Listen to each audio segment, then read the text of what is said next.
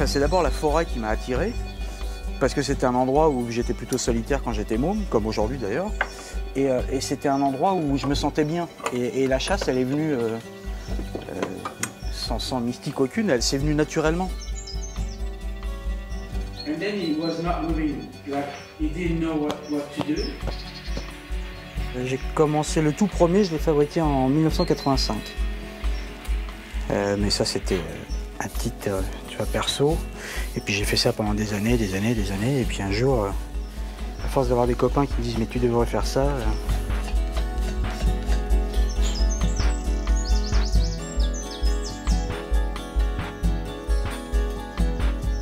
mais bon, c'est toujours pareil, hein. Le premier, tu sais pas où tu vas. Donc, à partir du deuxième, tu commences à te poser des questions. Et c'est là où ça se complique.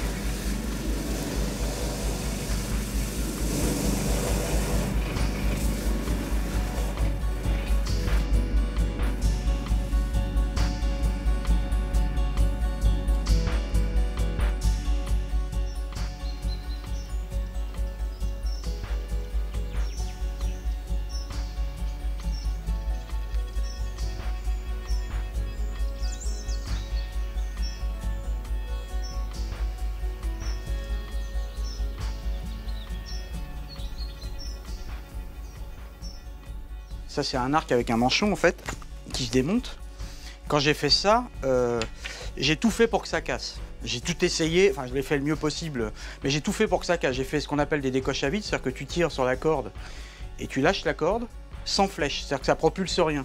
Donc, ce que prend l'arc, c'est une vibration qui est terrible. Normalement, ça se délamine, tu vois, ça se décolle de partout, etc.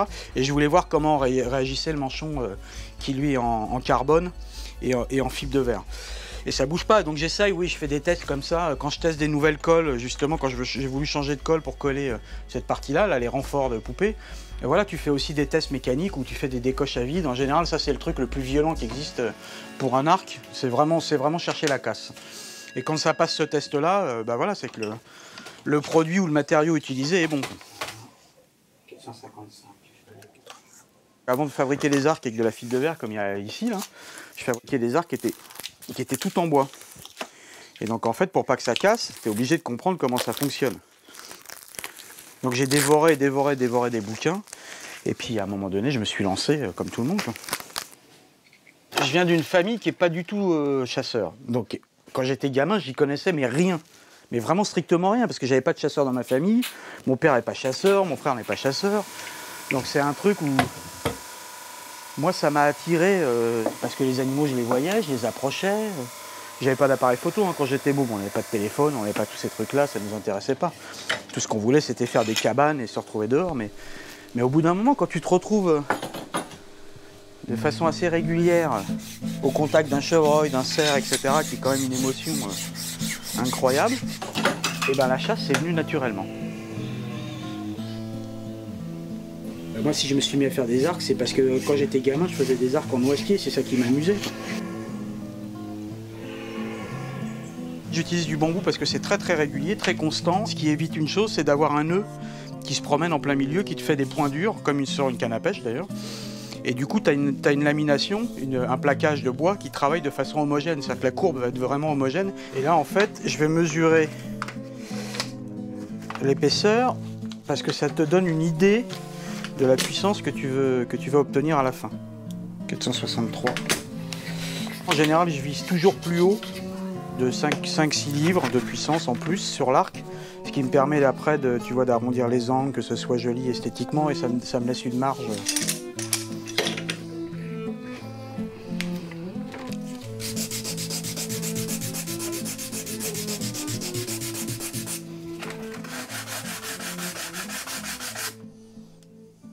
Ouais, 45. J'hésite pas à dépenser beaucoup d'argent dans les matières premières, je fais aucune économie là-dessus, parce que je veux que ce soit absolument parfait, quoi. Donc quand on me commande un arc, en général, pour la même poignée, je commande 2-3 carrelets, pour être sûr d'en avoir un qui soit sublime et le sélectionner.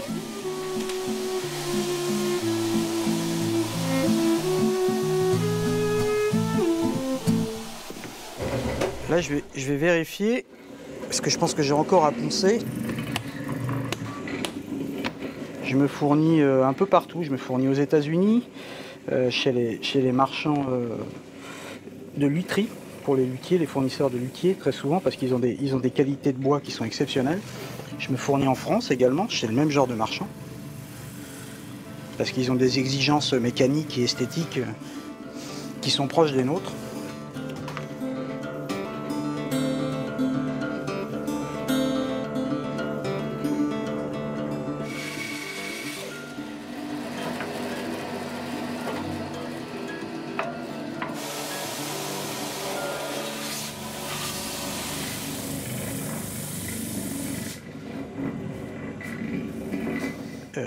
Il est vraiment très très beau et vraiment très très ondé.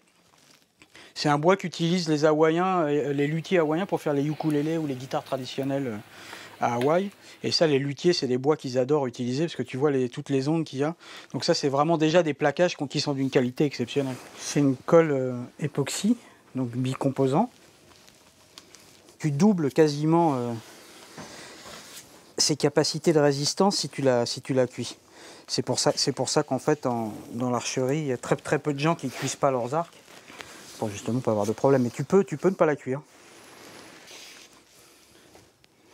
Et là, faut pas déconner, parce que si la poignée t'échappe, c'est tellement fin au bout, c'est tellement comme du papier à cigarette que là, si ça tombe, c'est mort. En fait, avec le temps, tu vas de plus en plus à la simplicité. Et c'est très dur, en fait, la simplicité. Parce que tu as toujours un truc que tu veux essayer de modifier, etc. Et puis après, il y a toujours le truc que tu vas rajouter de trop, enfin tu cherches en permanence, quoi. Tu vois, par exemple, j'aime beaucoup, d'une façon générale, l'art japonais et le travail, leur approche de l'artisanat. Parce qu'ils sont en permanence en train de chercher quelque chose et il n'y a pas un geste, il n'y a jamais un geste qui est fait au hasard. C'est justement ça, c'est ces moments de silence, tu vois, où tu n'as pas les machines qui tournent, je trouve ça très agréable, quoi. Et comme quand tu es en forêt, hein, finalement.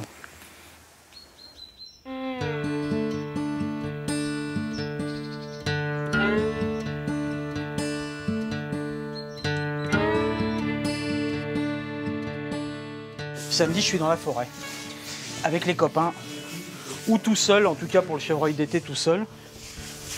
Qu'est-ce que je préfère? La chasse d'approche. Et puis ensuite, les bons moments avec les copains dans les battues.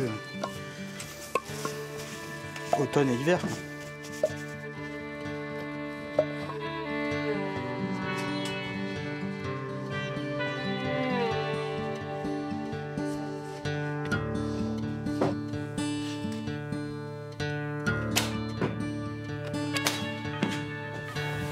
Il fait combien de livres celui-là? 130.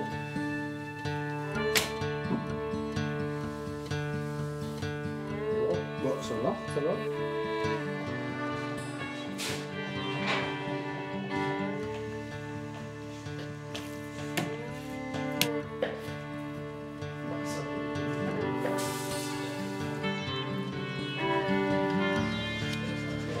C'est ton problème.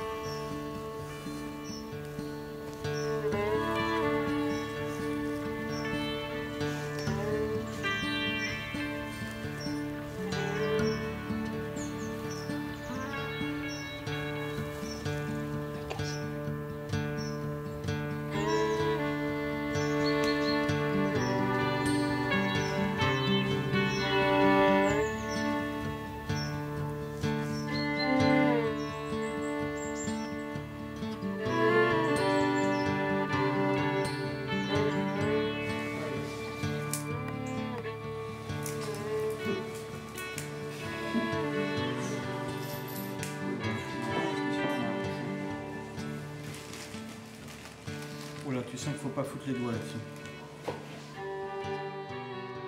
Il s'appelle Timothée Conrad, et nous on l'appelle TJ parce que c'est un ami. Et TJ, il a le magazine de chasse à l'arc le plus important au monde. Qui est le plus gros magazine de chasse à l'arc au monde. d'archerie traditionnelle. Il a un tirage qui est énorme, il vend dans 44 pays, enfin, c'est un très très gros magazine. Mais avant tout, c'est d'abord un ami, quoi. Et maintenant, il vient tous les ans pour chasser ici parce qu'il adore ça. Xavier Pechnard l'a rencontré il y a très longtemps quand il est venu et qu'il voulait développer la chasse à l'arc en France.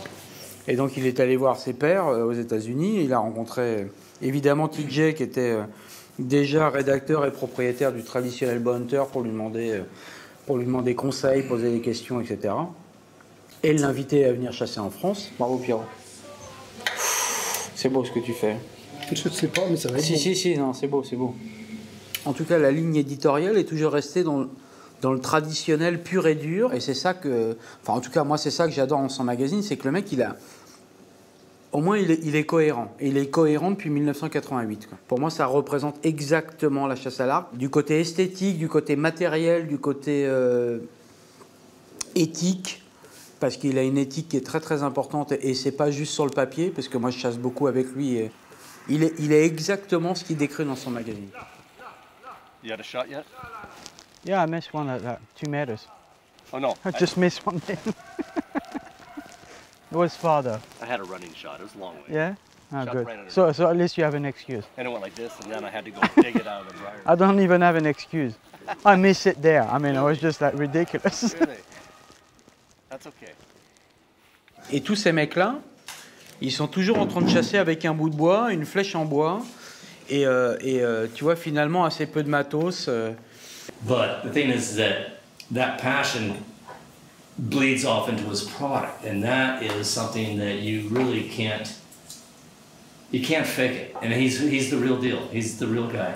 The issues and the head pressure, yeah, No, you know but the hand, the finger, the whatever.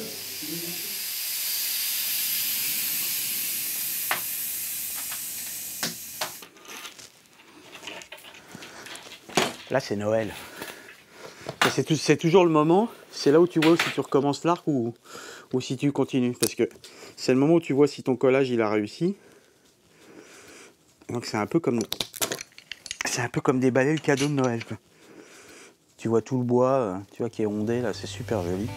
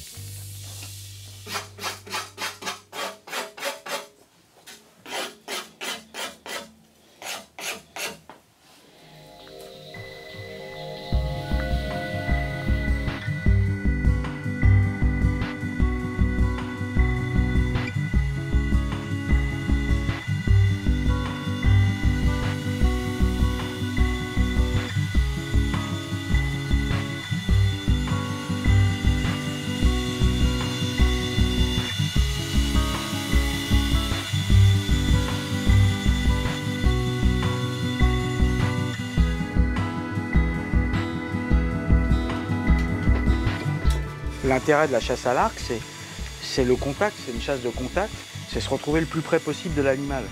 Que ton arc aille à 225 pieds secondes ou 190 pieds secondes, ça ne va pas changer grand-chose.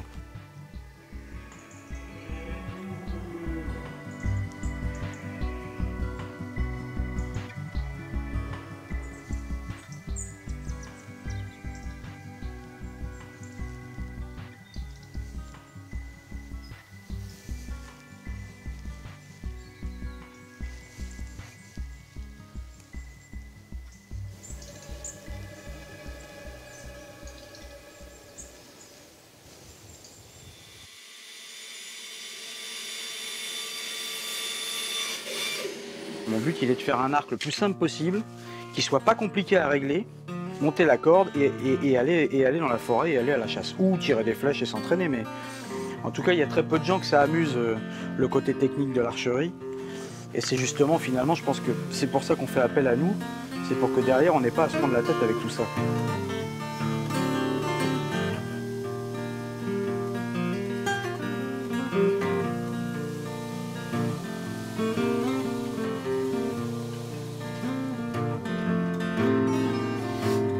Cocaine, cocaine, around my heart, running around my brain. Cocaine, all you old cocaine. C'est pas le mec qui se balade avec son quad ou son VTT le week-end qui va s'occuper d'arranger les chemins, tu vois, de s'occuper de ce genre de truc, de faire du comptage animalier, de faire de la régulation, parce que voilà, ça fait partie du truc. Il n'y a jamais eu autant d'animaux sur le territoire français qu'aujourd'hui.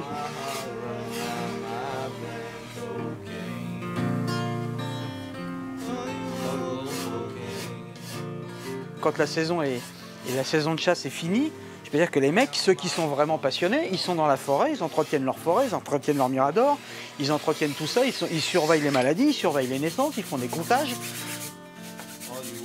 Les chasseurs sont écologistes. Ils sont même les premiers à être écologistes. Ce sont les premiers protecteurs de la nature.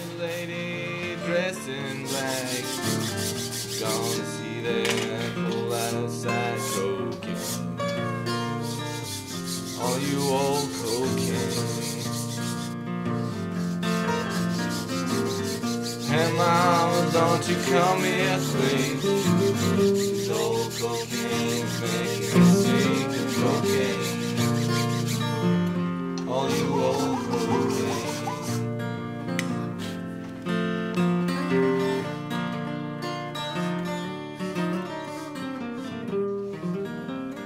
Ça, c'est la fenêtre où va se poser la flèche. Tous les pays de la planète ont chassé à l'arc bien avant que ça tombe en désuétude, mais c'est les États-Unis qui ont remis ça au goût du jour. Les dates exactes, j'en sais rien, parce qu'en fait, c'est arrivé progressivement, État par État. Mais dans les années 30, déjà, tu trouvais des archers. Années 20, années 30, c'était les gros débuts de la chasse à l'arc, où ça commençait à se démocratiser. Et puis après ça, c'est monté crescendo, et en fonction des États, des lois ont été votées, etc., quoi. En tout cas, notre mode de chasse vient clairement de là. Et au début, c'était très très marginal, comme ça amusait quelques mecs, puis d'un seul coup, ça s'est démocratisé, à tel point qu'il y a une saison d'archerie aux États-Unis, quoi. Et vu que c'est un pays qui est quand même assez neuf, assez nouveau par rapport au nôtre, il ne croule pas sous les lois. Donc ça n'a jamais été interdit. Ils ont mis des lois autour de ça, mais en fait, ils se sont adaptés à un mode de chasse que tout le monde utilisait parce qu'il n'y avait aucune loi qui l'interdisait, quoi. Contrairement à plein de pays d'Europe où voilà, on croule sous les lois, et ce qui nous ankylose un petit peu et nous sclérose un peu parfois pour avancer et bien vivre notre mode de chasse, quoi. Nous, en France, c'est tombé en désuétude parce que l'arme à feu est arrivée, donc voilà, tout le monde s'est servi de l'arme à feu et a laissé tomber l'arc, mais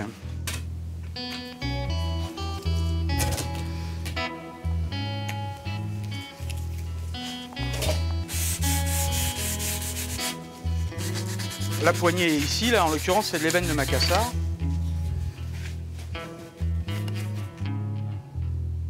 Là, je vais faire un petit renfort qui est esthétique, qui va être collé là, donc j'essaye de trouver dans les chutes que j'ai.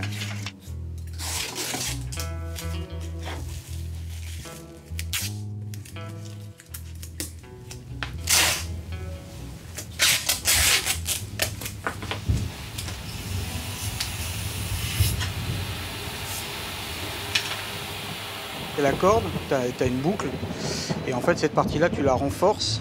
Là j'ai mis avec des matériaux composites et là du bois pour que ce soit esthétique.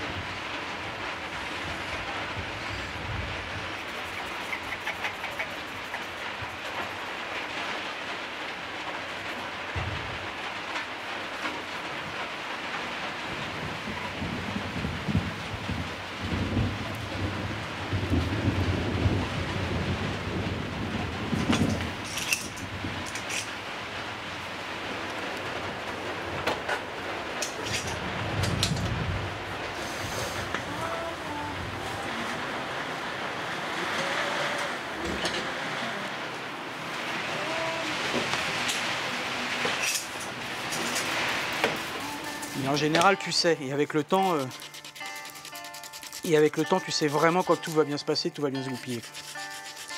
Et ce moment-là, il est incomparable. Il est incomparable parce que en fait, tu l'attends. Il y a des gens qui l'attendent plusieurs saisons, quoi.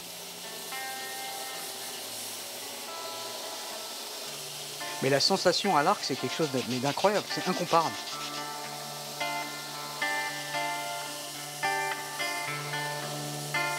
Et peu importe l'arc, hein, qu'il soit traditionnel ou à mécanisme, etc., cette sensation, tu l'as. Tu l'as plus, enfin, personnellement, je trouve que tu l'as plus avec un arc comme ça, parce qu'en fait, tu mets rien entre l'animal et toi, il n'y a que la flèche. C'est comme si tu jetais un caillou, finalement. Quand tu as un arc à mécanisme, tu te recules un peu de ça, parce que tu es derrière une visette, un décocheur, derrière...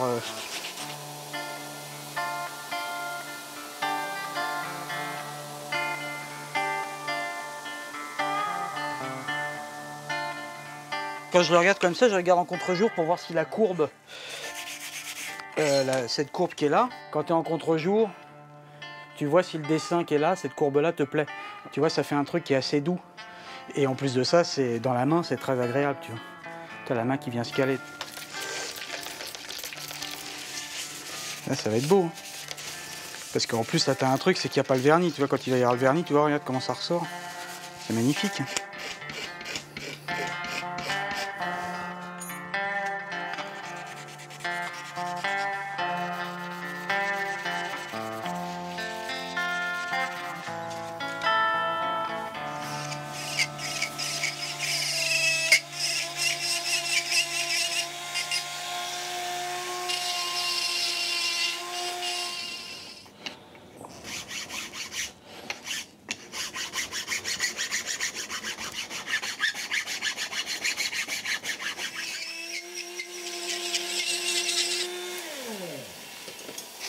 Je vais chasser dans le Colorado, dans l'Idaho, enfin tu vois tous ces états des Rocheuses.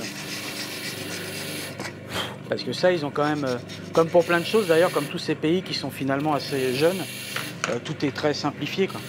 T'achètes l'équivalent du bracelet chez nous, par exemple pour un cerf, peu importe la taille, tu t'en fiches, une fois que t'as payé. Alors tu t'achètes pour des zones, il y a les États qui sont délimités comme nos départements, qui sont délimités par zone. Donc tu vas par exemple acheter un bracelet de cerf pour la zone B12, enfin tu vois, je dis n'importe quoi. Mais très souvent déjà ces zones-là, t'as pas assez d'une vie pour faire le tour parce que c'est des milliers d'hectares. Et tout le monde peut y aller. Moi en tant que Français, tous les ans j'y vais, je donne mon permis de chasse français, mon permis de chasser français. Il note ça dans la machine, je repars avec mon bracelet, il me disait amusez-vous bien, et puis tu pars dans la montagne et tu fais ta vie. Il n'y a personne qui vient te dire quoi, comment, et ça ce sont les forêts d'État. Comme nos forêts gérées par l'ONF ou l'ONC, c'est l'équivalent de ça, quoi. C'est des forêts publiques, ils appellent ça les public land, où tout le monde y a accès, tout le monde a le droit d'y aller. Et voilà, tu fais ta vie. Et une fois que tu as fait ça, tu n'as pas de droit de chasse. Tu chasses, c'est tout. Autant de jours que tu veux, autant que c'est ouvert bien évidemment, mais autant de jours que tu veux.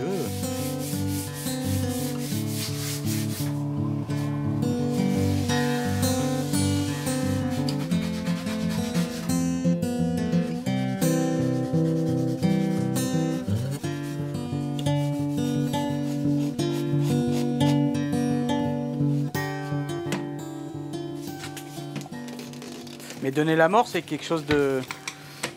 C'est un acte grave, dans le bon sens du terme, dans le vrai sens du terme, c'est un acte grave. Donc tu réfléchis avant de donner la mort, c'est pas un truc qui est anodin, quoi.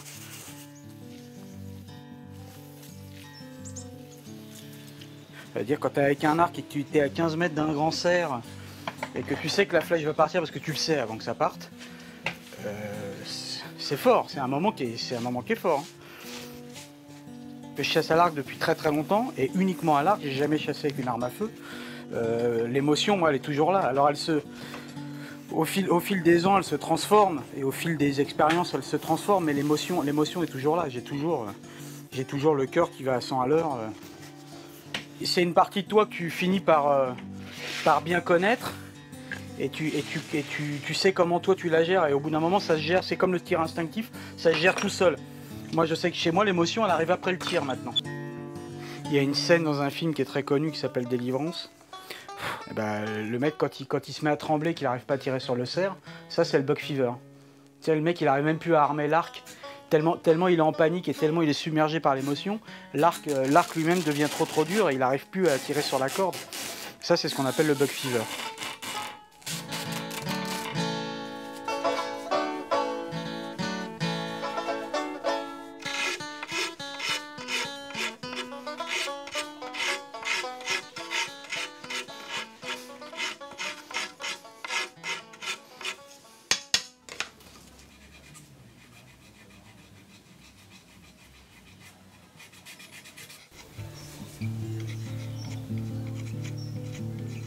Ah ben voilà, il fallait bien que ça arrive.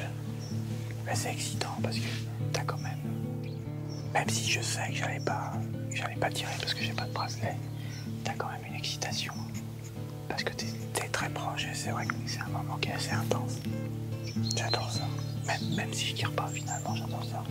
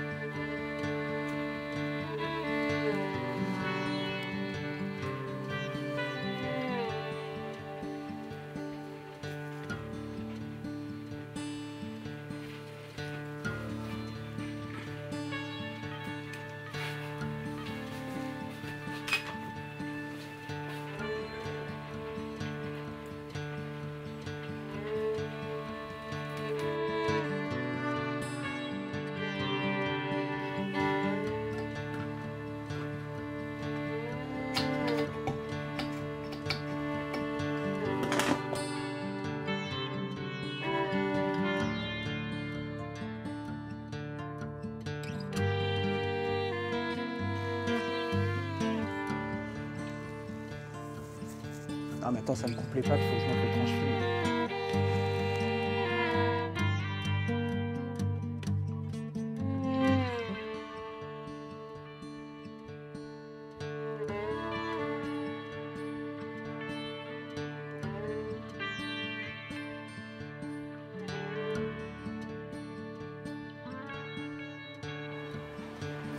C'est des enveloppes de l'administration américaine. Il les ferme et il les cachette comme ça. Au suivant. Allez hop!